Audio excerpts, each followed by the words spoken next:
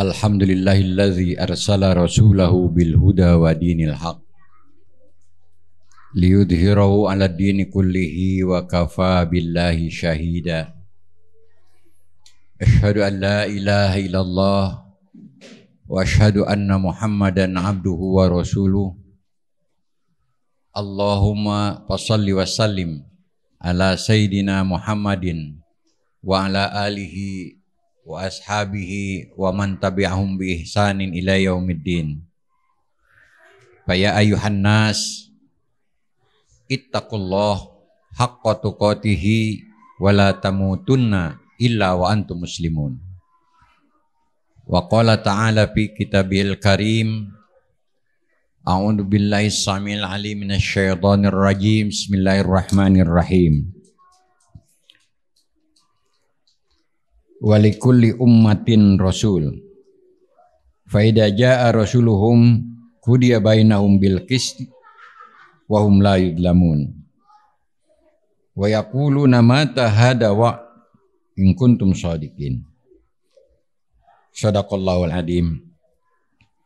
Ma'asyiral muslimin rahimakumullah, marilah kita sama-sama memanjatkan puja dan puji kehadirat ilahi Rabbi yang telah memberikan nikmat dan karunia-Nya kepada kita, nikmat yang sangat besar, yaitu nikmat iman dan Islam.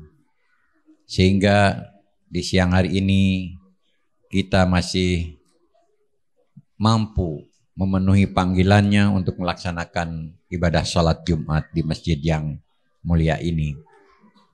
Salawat dan salam semoga dilimpah curahkan kepada junjungan kita Nabi besar Muhammad SAW, pada keluarganya, kepada para sahabatnya, tabi'in sampai kepada kita sekalian. Selaku khotib berwasiat, marilah kita sama-sama meningkatkan keimanan ketakwaan kita dengan meningkatkan kualitas amal ibadah kita.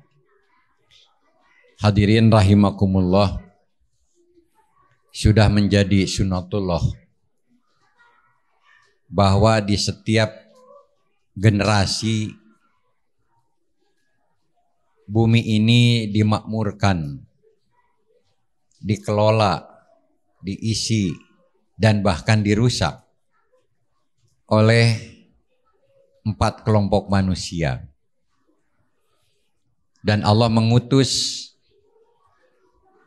setiap generasi seorang rasul untuk membenahi dan memberikan petunjuk bahwa manusia diciptakan oleh Allah menjadi khalifah dan ditugaskan untuk memakmurkan alam semesta ini, bukan untuk merusak. Kajian salah seorang intelektual muslim dari Iran, Dr. Ali Saryati, beliau melihat ayat-ayat Al-Quran dalam perspektif sosiologis. 4 kelompok yang disebut tadi, pertama kelompok penguasa yang difigurkan oleh seorang dinasti Fir'aun. Fir'aun itu bukan nama seseorang tetapi nama sebuah dinasti yang turun-temurun untuk mengelola, memimpin para raja yang ada di sekitarnya. Fir'aun merupakan penguasa yang bisa disebut di dalam Al-Quran sendiri penguasa yang zalim. Kesombongannya melampaui kesombongan pada umumnya manusia. Sampai dia menyatakan, Ana Rabbukumul A'la, aku adalah Tuhan yang paling tinggi. Itulah akibat dari kekuasaan yang diembannya. Tanpa menghiraukan bahwa dia berkuasa itu adanya peran-peran orang lain. Tentu Fir'aun tidak bisa berkuasa ketika tidak ditunjang, didukung oleh kelompok manusia lain. Yaitu kelompok yang kedua adalah intelektual dan profesional. Namun dia tidak memiliki keimanan dan ketakwaan. Justru dia bekerja hanya untuk seorang penguasa yang namanya Fir'aun. Figur ini dicerminkan oleh seorang intelektual pada saat itu sebagai ahli di bidang arsitektur yang namanya Haman. Apapun yang diperintahkan oleh Fir'aun dia laksanakan secara profesional dengan mengejar keuntungan berupa upah yang diharapkan dari pekerjaannya itu.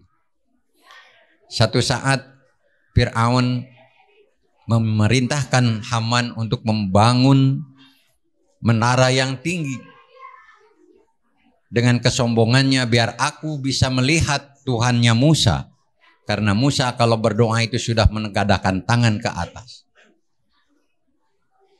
Haman membangun menara yang tinggi dengan ukuran tertentu.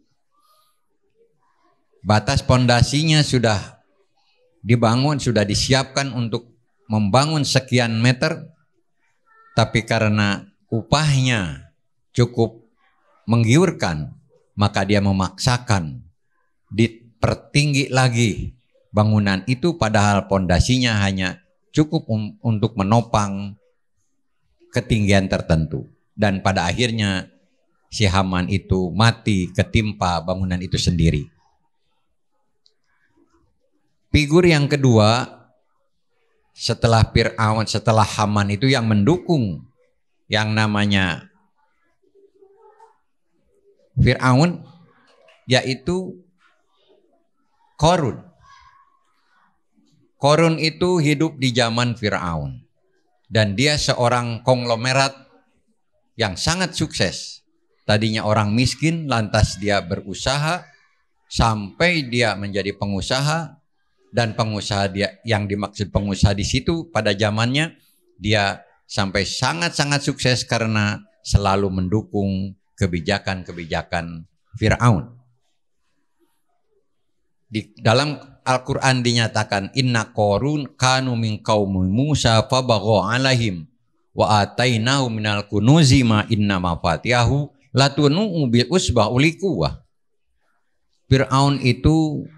Qarun itu adalah seseorang yang hidup di zaman Fir'aun dan dia menjadi pengusaha sukses. Karena kesuksesannya, hartanya itu sangat melimpah sampai digambarkan dalam Al-Quran, inna mafatihahu latanu bil usbah uli quwwah.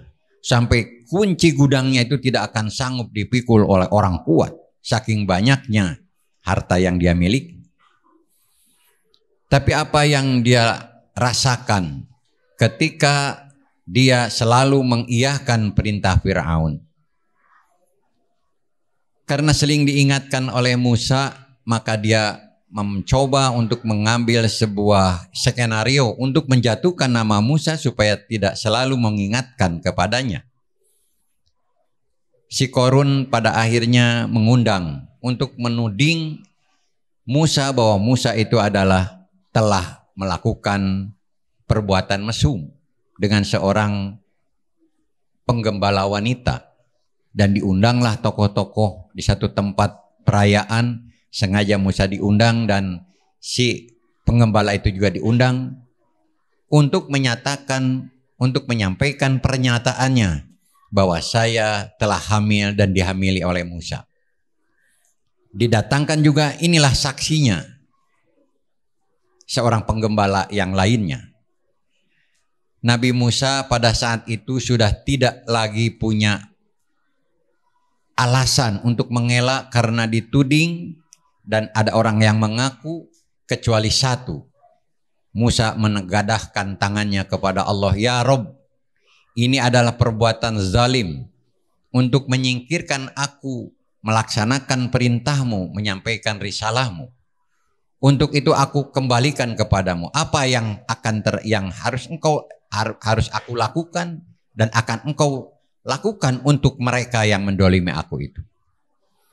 Maka ketika Musa menengadahkan tangannya, spontan si wanita yang mengaku dihamili Musa itu menyatakan bahwa aku sesungguhnya bersaksi, sesungguhnya aku tidak dihamili oleh Musa. Karena aku dibujuk oleh rayuan Fir'aun dan juga di rayuan si Korun, aku diberi hadiah sekian, maka aku harus menyatakan kesaksian di depan umum bahwa aku melakukan hal itu. Sesungguhnya aku tidak sama sekali. Demikian pula saksinya, demikian bahwa aku juga sama. Aku disuruh menyatakan kesaksian bohong di depan halayak supaya menjatuhkan Nabi Musa. Lantas Allah menunjukkan kekuasaannya. Di dalam ayat itu dilanjutkan, fakhosabna bihi wa bidarihil ardo.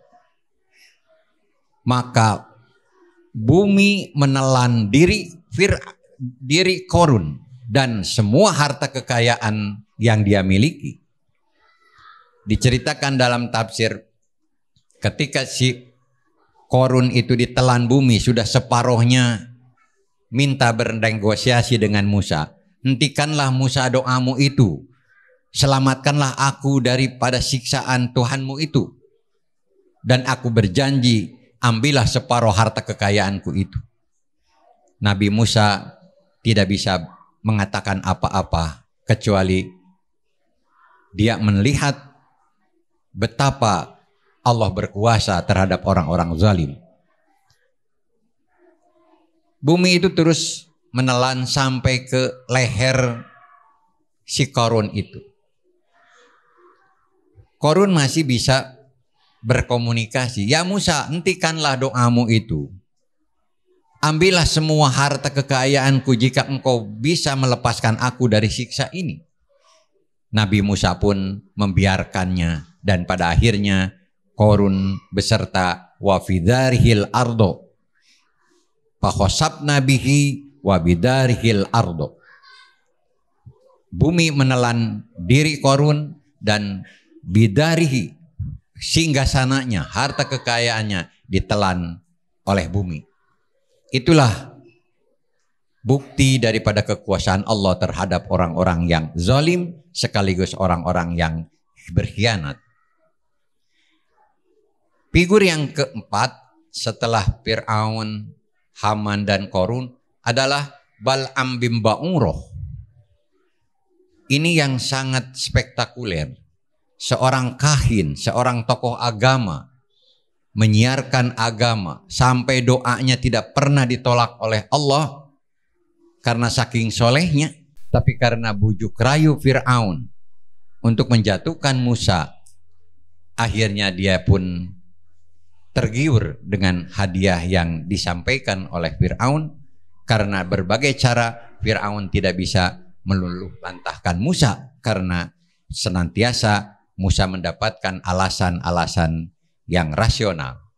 Dan akhirnya Bal'am bin Ba'urah pun mau untuk memprovokasi jamaahnya supaya membenci Musa. Dan pada akhirnya Allah pun menunjukkan kekuasaannya bahwa Bal'am bin Ba'urah ketika menengadahkan doanya ke langit, dia tidak pernah dikabulkan sampai dia pun frustasi dan ditinggalkan oleh jamaahnya. Sangat terhina seorang tokoh ketika dicebirkan dan dilecehkan oleh jamaahnya. Hadirin rahimakumullah, di tengah hiruk pikuk 4 kelompok manusia yang meramaikan dunia ini, walikulli ummatin rasul, setiap umat Allah mengutus rasul. Musa alaihissalam diutus untuk meluruskan visi misi serta perilaku masyarakat saat itu. Namun demikian, tantangan demi tantangan, sejak kecil Musa lahir karena ini adalah skenario Allah. Di saat Fir'aun mendapatkan informasi dari para kahin, para penyihirnya bahwa nanti akan ada lahir seorang anak laki-laki yang akan merubah situasi kekuasaanmu itu, maka Fir'aun melakukan satu tindakan dan kebijakan untuk membunuh semua anak laki-laki yang lahir. tapi Allah bisa menyelamatkan Musa dari ancaman itu. Sehingga Musa sendiri bisa masuk ke dalam istana karena istri Fir'aun itu menemukan bayi di sungai Nil, lantas dipeliharanya, dan jadilah seorang pemuda. Kemudian Musa itu bukan siapa-siapa dengan Fir'aun karena dia juga turut membesarkan, tetapi karena visinya, misinya, tujuan hidupnya berbeda, Musa lari dari istana untuk menyebarkan kebenaran itu. Hadirin rahimakumullah, klimaks dari kejahatan Fir'aun, dia dibantu oleh para pembantu berbagai komponen keahlian. Pada akhirnya Fir'aun pun mencoba untuk mengejar Musa dan diabadikan, yaitu di Laut Merah dia mengejar Musa. Ketika itu Nabi Musa beserta jamaah yang beriman berada di tepi pantai Laut Merah. Para jamaahnya masih, yang orang Yahudi itu memang pintar-pintar tapi ngeyel. Padahal mereka sudah beriman, masih juga menantang ke Musa. Ya Musa, kalau seandainya engkau seorang rasul, kami kehausan, tunjukkanlah kerasulanmu. Nabi Musa pun berdoa dan Allah menyuruh untuk memukulkan tongkatnya ke batu. Fan fajarat min husnata asrata aina.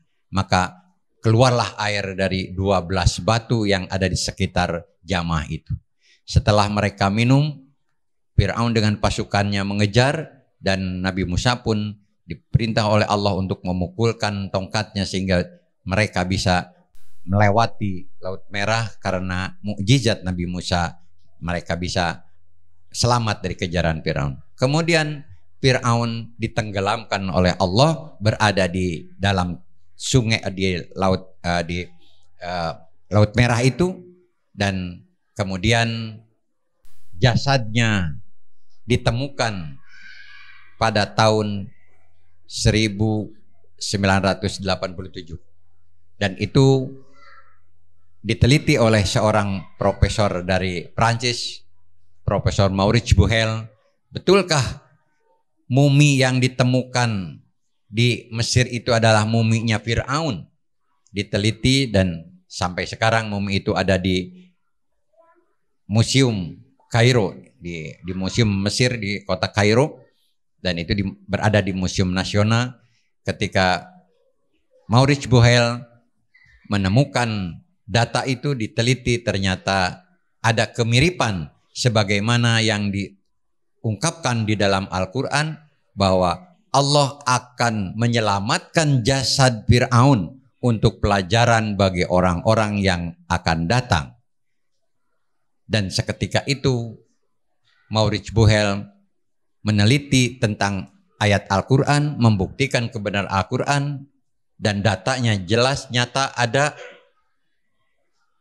Allah memberikan hidayah kepadanya sampai beliau menjadi mu'alaf, masuk Islam, menulis buku yang dikenal, yang sangat terkenal, Bible, Quran, and Science Modern.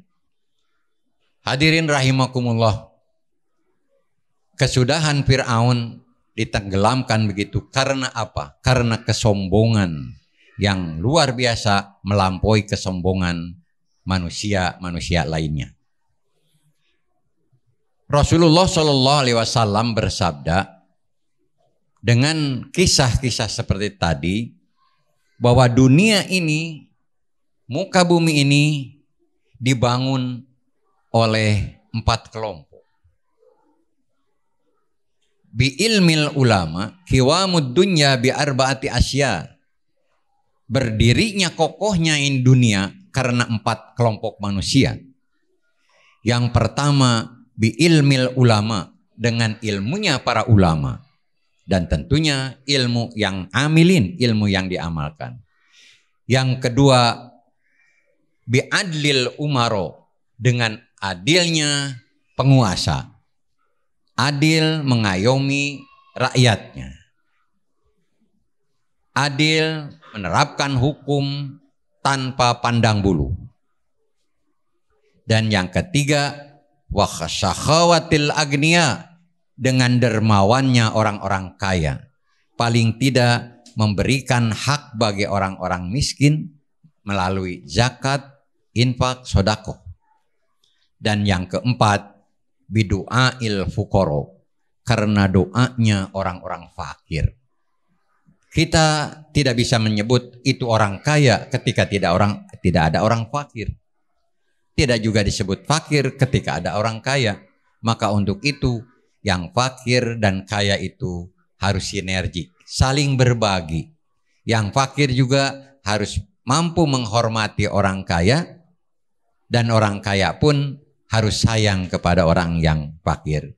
Insya Allah jika negeri kita dibangun oleh 4 kelompok manusia yang disampaikan oleh Rasul, dengan ilmunya para ulama dan ilmu yang tentunya ilmu yang lurus, yang benar dan dilaksanakan, diamalkan, bukan ilmu yang dimanipulir, mengatasnamakan Al-Quran, mengatasnamakan perintah Allah, padahal sesungguhnya hanya untuk kepentingannya sendiri, tentu tidak akan berdiri dengan tegak negeri ini. Demikian pula dengan bi'adlil umaro, dengan adilnya penguasa. Jika penguasa pandang bulu, pilih bulu, maka tentu gejolak masyarakat tidak akan bisa diredam, karena perilaku ketidakadilan akan senantiasa merongrong ketenangan mereka sendiri. Wasyakhawatul agniya, orang kaya tentu harus penyayang kepada orang-orang yang kesulitan. Demikian pula orang-orang fakir harus ikhlas mendoakan kepada semua bangsa yang sedang mendapatkan permasalahan, baik itu orang kaya, penguasa, ataupun orang yang disebut ulama dengan ilmunya tadi. Mudah-mudahan menjadi iktibar bagi kita untuk maju ke depan membangun bangsa ini. Marilah kita sama-sama satukan niat kita, visi kita untuk memilih seorang pemimpin yang betul-betul mencerminkan orang yang soleh, jelas turunannya, jelas pendidikannya, dan juga pemimpin yang adil, berakhlak mulia, meniru Rasulullah SAW.